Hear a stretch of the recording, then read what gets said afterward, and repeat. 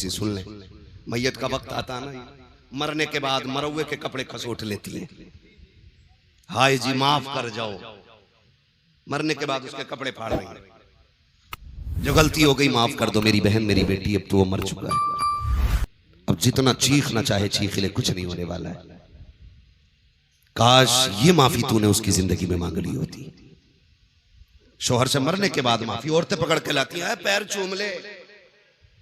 जिसने जिंदगी में कभी शोहर के हाथ नहीं चूमे, मरने के बाद पैर चूम रही, दम निकलने के बाद कह रही है माफ कर दिया जाए। मेरी बहन बेटी सुन, तू कितनी शर्फ वाली है तू जाने या खुदा जाने, लेकिन कायनात में एक बहुत बड़ी शर्फ वाली जात को सैयदा कायनात खातून जन्नत फातिमा ज़हरा कहा जाता है। मेरी बेटियों, अपनी जिंदगी को जरा देखें और खातून जन्नत की जिंदगी को देखें। खातून जन्नत की वो जात है जिसने शोहर से पूरी जिंदगी कभी ऐसा सवाल नहीं किया जिसको लेकर के शोहर परेशान हो जाता। जब सैयदा कायनात के विसाल का वक्त आया ना, तो कहती है अली दो बातें सुन ले। हजरत अली ने कहा था क्या बात है? झोली फैला के कहा था अली आज फातिमा कुछ मांगना चाहती है। तब मौलाए कायनात ने कहा था खातून आज तक कुछ मांगा नहीं, मांग। झोली फैला के कहती है अली कोई गलती हो गई हो तो माफ कर दिया जाए। ये जुमले खातून के थे, जौजा के थे हजरत अली के, और आंसू हजरत अली के निकल आए। आप कहते हैं कैसी बात कर रही हो, जितने साल मेरे साथ गुजारे कभी शिकवा जबान पे नहीं आया, आज तक कोई दुख नहीं पहुंचा मुझे, किस चीज की माफी मांग रही हो? तो खातून जन्नत ने कहा अली हो सकता है कभी तुमने मुझे खाना बनाने का हुक्म दिया हो, मुझे बनाने में देर हो गई हो। कभी तुमने कपड़े उतार के धुलने को कहा और मुझे धुलने में देर हो गई हो।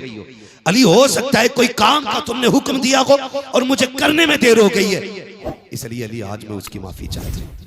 हजरत अली रो देते, कहते फातिमा तू माफी ना मांग, आज अली को माफ कर जा। कहा फातिमा आप मेरे शोहर है, मेरे सरताज है, मुझे शर्मिंदा ना करें। कहा क्यों? मुझे डर लग रहा है कहीं ऐसा ना हो मुस्तफा खड़े हो और खदीजतुल कुबरा भी हो और फातिमा तुम भी हो, कहीं ऐसा ना हो हुजूर मुझसे पकड़ के कहे मेरी बेटी फातिमा पूरी जिंदगी तेरे घर पेट भर के खाना ना खा सकी। अगर ये बात हुजूर ने कहती तो मैं क्या जवाब दूंगा? फातिमा तू बता, तू भी मुझसे राजी है कि नहीं?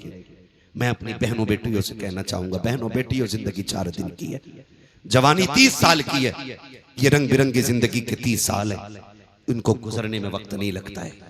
इंतजाम अंजाम आखिर मौत है, ठिकाना आखिर कब्र है। मेरी बेटी ये 30 साल संभल के गुजार ले, सिर्फ 30 साल संभल के गुजार ले, और फिर शोहर के साथ साबिरा और शाकिरा होके कब्र में आ।